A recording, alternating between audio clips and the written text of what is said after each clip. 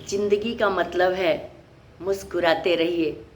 तो अर्चिता विभांशु जोशी की हंसती मुस्कुराती दुनिया में 1 अरब 40 करोड़ लोगों का दिल खोलकर स्वागत है। आज मैं छोटी छोटी कुछ बातें लेकर आप लोगों के सामने आई हूँ और पूरे देश के लिए है, पूरी दुनिया के लिए है मेरी वो बातें। बात ये है कि जो मौज फकीरी में है ना, वो मौज चक्रवर्ती सम्राट के मुकुट में नहीं, पहली चीज़। और दूसरी चीज़, जब भी किस्मत, तकदीर, ईश्वर आपको ये मौका दे कि आप मोनार्च ऑफ द मोनार्च के लेवल पे पहुंच जाइए, राजा राजशाही के लेवल पर पहुंच जाइए, तख्तो ताज प्राप्त कर लीजिए, तो आप विनम्र हो जाइए और आत्म केंद्रित की जगह समाज पर केंद्रित होइए। क्योंकि ये जो धन है ना, इसकी 3 गति हैं। दान, पहला क्या है? दान। दूसरा क्या है? भोग। और तीसरा क्या है? नाश। अगर आपने ज़रूरतमंदों को दान नहीं किया और आप वैभवशाली हैं तो भी बेकार है आपका धन। और अगर आपके पास असीमित संपत्ति है, धन है, वैभव है और आप उसका सुख नहीं प्राप्त कर रहे हैं, तब भी बेकार है आपकी संपत्ति। और अगर आपने दान भोग दोनों नहीं किया अपने जीवन में, तो मान के चलिए आपकी संपत्ति का विनाश तय है। आपकी संपत्ति कोई ऐसा व्यक्ति आपसे ले जाएगा जिसका आपके सुख चैन से कोई वास्ता ही नहीं होगा। ये संपत्ति, ये वैभव कभी अस्थाई नहीं रहा है। हमने 2 वंशों को आपस में लड़ते देखा संपत्ति के लिए। किसी ने 5 गांव मांगे थे तो उसे सुई की नोक बराबर भी हिस्सेदारी नहीं दी गई, और किसी ने सब कुछ अपना कहकर महाभारत शुरू किया था और उसके पास ना उसकी जमीन बची, ना ही वो उसका स्वयं का अस्तित्व बचा।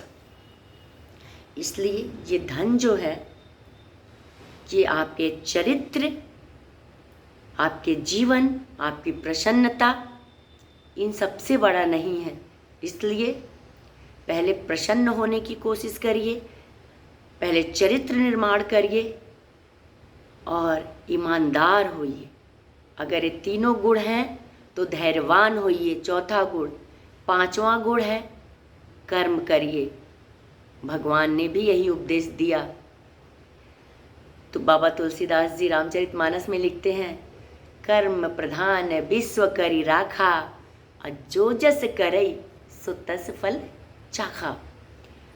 गीता में भगवान कृष्ण ने भी यही कहा है, कर्मण्येवाधिकारस्ते। तो कर्म करना ही हमारा अधिकार है। माँ फलेषु कदाचन। फल की चिंता नहीं करनी चाहिए हमें, क्योंकि अच्छा कर्म है तो अच्छा फल है, बुरा कर्म है तो बुरा फल है। और आपको अगर किस्मत चक्रवर्ती सम्राट बना दे, मोनार्च बना दे, किंग ऑफ द किंग बना दे, राजाओं का भी राजा बना दे, तब भी एक बात के लिए हमेशा सचेत और सजग रहिएगा। वो है ये मुकुट, ये धन, ये दौलत, ये वैभव, अपनी खुशी, अपने स्वास्थ्य, अपनी प्रसन्नता को गिरवी रखकर मत हासिल करिएगा। क्योंकि जब धन आता है तो फिर चिंताएं लाता है, जब धन आता है तो असंतुष्टि लाता है, और जब धन आता है तो आपका सुख चैन पहले दूर होता है, और जब धन आता है तो आपका स्वास्थ्य भी आपको मुंह चिढ़ाता है। क्योंकि धन अर्जित करना, अगर ईश्वर की कृपा रही तो इन 2 हाथ पैरों से बहुत आसान है इस धरती पे। लेकिन चरित्र बड़ी ईमानदारी के साथ जीवन जीने से बनता है। और आपका जो व्यवहार है ये भी बड़ी ईमानदारी से जीवन जीने से बनता है। आपकी प्रसन्नता भी बड़ी ईमानदारी से जीवन जीने से अस्थायी होती है, धन से नहीं खरीदी जा सकती। खुशी, स्वास्थ्य और संतुष्टि, ये 3 चीज़ें कभी भी धन से नहीं खरीदी जा सकती, ऐसा मेरे पिताजी कहते थे। ये जो सोच मेरी डेवलप हुई ये मेरे पिताजी से हुई। मेरे पिताजी कहा करते थे कि स्वास्थ्य, चरित्र और प्रसन्नता, ये 3 चीज़ें कभी भी धन से संभव नहीं है। अगर धन आता है तो तृष्णा भी आती है, इच्छाएं बलवती होती हैं, कहीं ना कहीं आप पथभ्रष्ट होते हो, कहीं ना कहीं आपका स्वास्थ्य भी प्रभावित रहता है। तो इसलिए धन हासिल करने से पहले अपने स्वास्थ्य पर ध्यान दो, अपने चरित्र पर ध्यान दो, अपनी प्रसन्नता पर ध्यान दो, क्योंकि ये तीनों अगर आपके पास नहीं है या इन तीनों का क्षय करके आपने धन अर्जित किया है तो निश्चित मानिए ये धन यहाँ पर टिकेगा नहीं, क्योंकि मनु शत्रुपा गया इस धरती से और दशरथ, कौशल्या, कैकेयी, सुमित्रा गई इस धरती से, स्वयं भगवान राम गए इस धरती से, भगवान कृष्ण गए इस धरती से, मेरे माता पिता गए इस धरती से, और यही धरती का नियम है, मुझे भी एक दिन इस धरती से जाना है।